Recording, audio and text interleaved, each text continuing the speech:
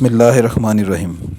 अस्सलामुअलैकुम dear students, मैं हूं प्रोफेसर अज़मत अली और आप देख रहे हैं मेरा चैनल मैथ्स फॉर यू। उम्मीद करता हूं बेटा आप सब खैर आफियत से हैं। आपको कैलकुलस की क्लास में वेलकम। जैसे कि आप लोग जानते हैं कि हमारा chapter number 9 function of several variable जो है वो कंटिन्यू है और इस चैप्टर में हम एक्सरसाइज 9.8 जो है वो पढ़ रहे हैं। 9.8 में लास्ट लेक्चर में हमने पेपर्स थ्योरम के ऊपर डिस्कशन की थी और पेपर्स थ्योरम से रिलेटेड एक क्वेश्चन नंबर 12 था 9.8 एक्सरसाइज में, वो हम कर चुके। पेपर्स थ्योरम से रिलेटेड एक क्वेश्चन नंबर 13 जो है आपका इस एक्सरसाइज में आज मैं उसके ऊपर डिस्कशन करूँगा। मैं पेपर्स थ्योरम को तारीख वैसे पहले डिटेल से बता चुका हूँ, मैं फिर दोबारा एक मरतबा आपको दोबारा यहाँ पर रिवाइज़ करवा देता हूँ कि पेपर्स थ्योरम एक्चुअली क्या था। आसान सा कंसेप्ट है।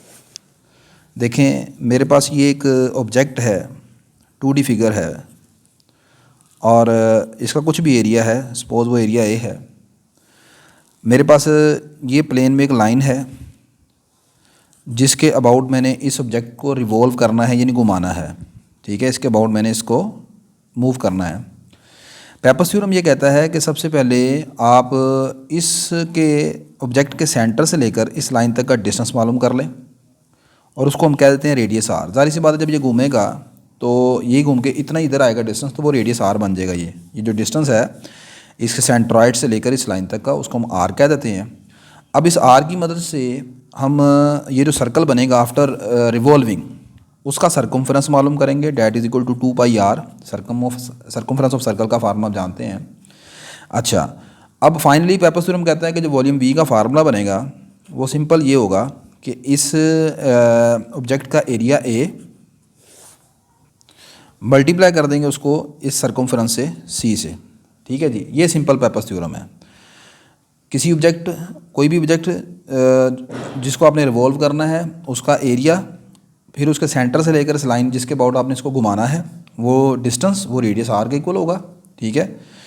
उसके बाद उस आर की मदद से सर्कमफ्रेंस मालूम करें और ए और सी को मल्टीप्लाई कर दें तो वो आपके पास वॉल्यूम निकल आएगा उस सॉलिड का जो कि इसको रिवॉल्व करने से बनता है।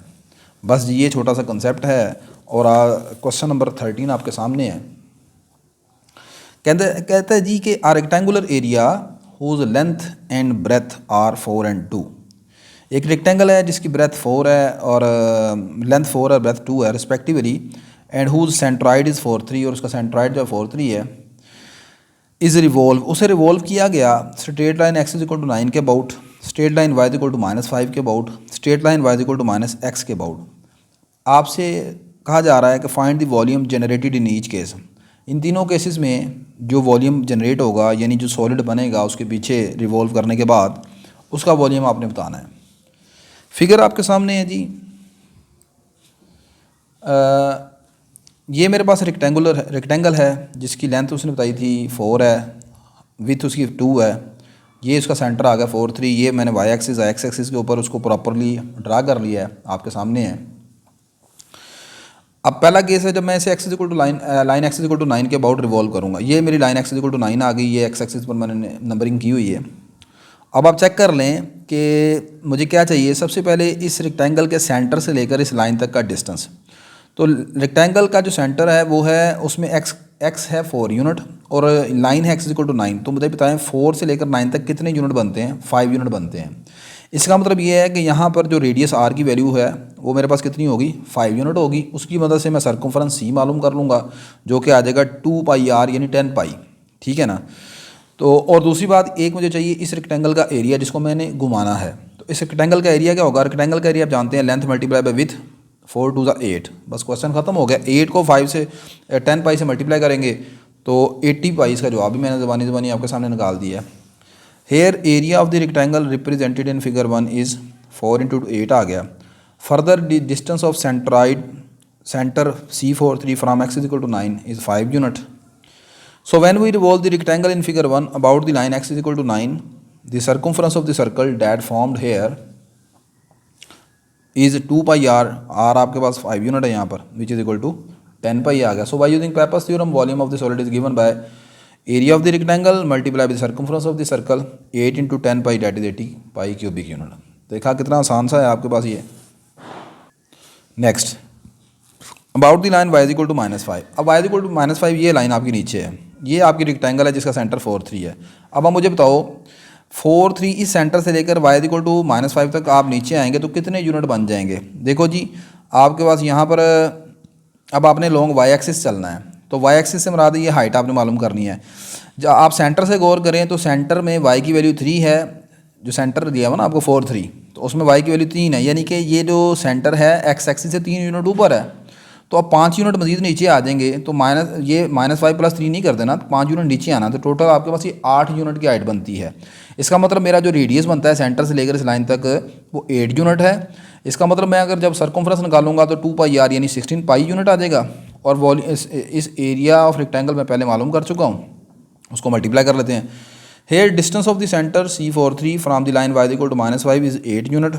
So when we revolve the rectangle in figure 2 about the line y equal to -5, the circumference of the circle that formed here is 2πr, which is equal to 16 pi. So by using Pappus theorem, volume in this case is area of rectangle multiplied by circumference of the circle. Area of rectangle कितना है मेरे पास, वो मैं पीछे निकाला है अभी, अब मैंने 2 4 8 था, और सर्कमफ्रेंस इस मरतबा कितना निकला है 16 पाई। 16 को 8 से मल्टीप्लाई कर लें, 128 क्यूबिक पाई यूनिट आ जाएगा, पाई क्यूबिक यूनिट आ जाएगा। नेक्स्ट लास्ट केस, अब आपके पास जो लाइन है y इक्वल टू -x है, ठीक है। Line y equal to -x आप जानते हैं ऐसी लाइन है जो तीसरे और दूसरे और चौथे क्वाड्रेंट को बाइसेक्ट करती है, यानी ओरिजिन से पास करती है। ये लाइन है, ये मेरी रेक्टेंगल है। सबसे पहले मुझे इस रेक्टेंगल के सेंटर का डिस्टेंस चाहिए इस लाइन से, ताकि r निकाल सकूँ। Here distance of the center 4 3 from the line y equal to -x, जिसको हम ऐसे भी लिख सकते हैं x + y = 0, is given by the formula point to the line distance is। आप जानते हैं, आपने सेकेंड ईयर में किसी एक पॉइंट का लाइन से डिस्टेंस कैसे मालूम किया था, याद होगा आपको। ये मेरी लाइन है, ये मेरा पॉइंट है। पहले आपने क्या करना है, इस पॉइंट ये जो लाइन है इसमें इस पॉइंट को पुट करना है, यानी कि x की जगह 4 पुट करना है, फिर y की जगह 3 पुट करना है। अगर इस लाइन में कोई कांस्टेंट होता तो एंड में लिख लेते हैं। जैसे मैं लिखता, फर्ज करें लाइन होती है x + y + 5, तो यहाँ पर एंड में +5 आ जाता। अच्छा, ये पॉइंट लाइन में पुट कर दिया। नीचे आपने क्या करना होता है, जो x का कोफिशिएंट है उसका स्क्वायर लिया, फिर y का जो कोफिशिएंट है उसका स्क्वायर ले लिया, ठीक है। तो ये 4 + 3 7 7/2 आ गया। ये CP आ गया, CP मीन ये डिस्टेंस r आ गया, ये रेडियस r आ गया जी हमारे पास, ठीक है। So when we revolve the rectangle in figure 3 about the line y is equal to -x, the circumference of the circle that formed here is 2πr, which is equal to 2πr निकला है 7/√2। इसको √2 और 2 को cancel कर लें, 7/2 पाई unit आ जाएगा। तो by using papers theorem आप जानते हैं क्या कहता है, area of rectangle multiply by circumference of circle. Area of rectangle 8 है, सर्कमफ्रेंस ऑफ सर्कल है 7/2 पाई, मल्टीप्लाई किया 7 8 56 √2 पाई क्यूबिक यूनिट आ गया। ले जी, क्वेश्चन नंबर 12 था आपकी एक्सरसाइज में, इससे रिलेटेड क्वेश्चन नंबर 13 था, ठीक है, जो अल्हम्दुलिल्लाह हमने कर लिया। और उम्मीद करता हूँ कि आपको क्वेश्चन की अच्छी तरह समझ भी आ गई होगी। काफ़ी जो इसी तरीके से आपको समझाने की कोशिश की है। वीडियो अच्छी लगी तो लाजमन से लाइक कर लीजिएगा, शेयर कर लीजिएगा और चैनल को सब्सक्राइब कर लीजिएगा। अल्लाह हाफिज़।